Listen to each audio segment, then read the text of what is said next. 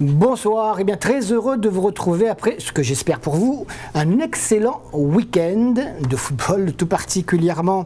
Et c'est la 8e émission de la saison de football en cette saison 2015. Ça commence fort avec la première journée du championnat. Hier après-midi, l'entrée en lice du SDFA, le promu, face à ses Dionysiens au stade de la Redoute. Eh bien, il y avait le champion au titre, la Saint-Pauloise.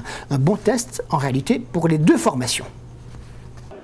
Retrouver le stade de la Redoute pour un match officiel du championnat de première division locale, cela n'était pas arrivé depuis de très nombreuses années. Et cela n'a pas porté chance à la Saint-Pauloise, le champion en titre, ici tout de blanc vêtu, battu hier après-midi par le SDFA, le promu. On va vous en parler, mais d'abord, la déception du coach Saint-Paulo. Qu'est-ce qui n'a pas marché ce soir? Disons qu'on est rentré dans le match timidement, en réaction. C'est un peu décevant, quoi, parce qu'on s'est fait un peu bouger dans les duels. On a vu on a fait énormément de fautes et paradoxalement on a eu des situations pas mal de situations pour venir au score et même l'emporter.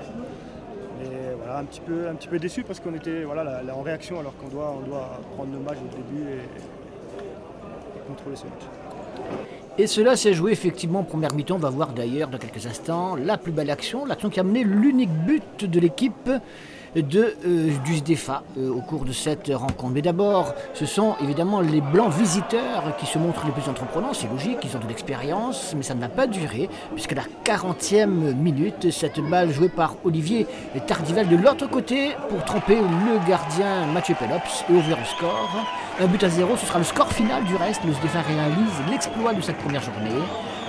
On écoute la réaction du coach. Marqué juste avant la mi-temps. Oui, ça c'était une très bonne chose. Et on aurait pu faire la 90e aussi, pareil, d'accord.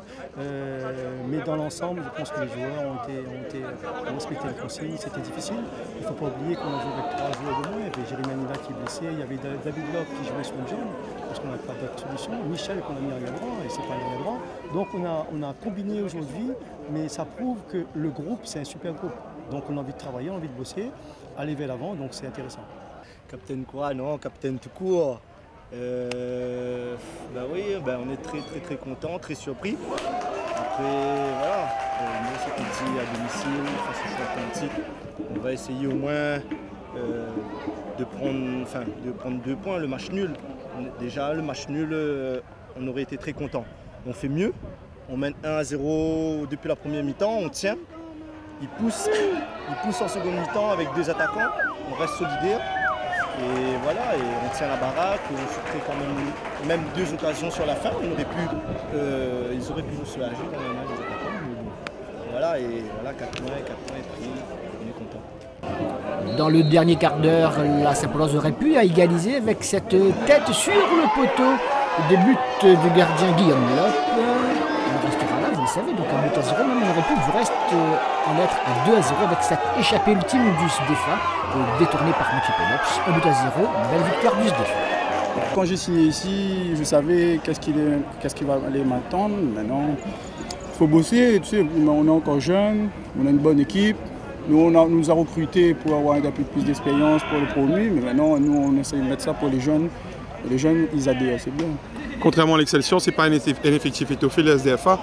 Il y a eu quand même pas mal de travail à faire, notamment avec le milieu de terrain de la Saint-Pauloise, donc codanser cette équipe.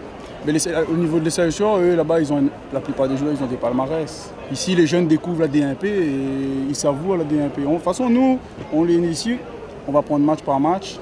Et de toute façon, on n'a rien à perdre. On a tout à gagner, eux, ils ont tout à apprendre de beaucoup d'équipes. Voilà. Allez, allez, allez, allez, allez, allez, allez.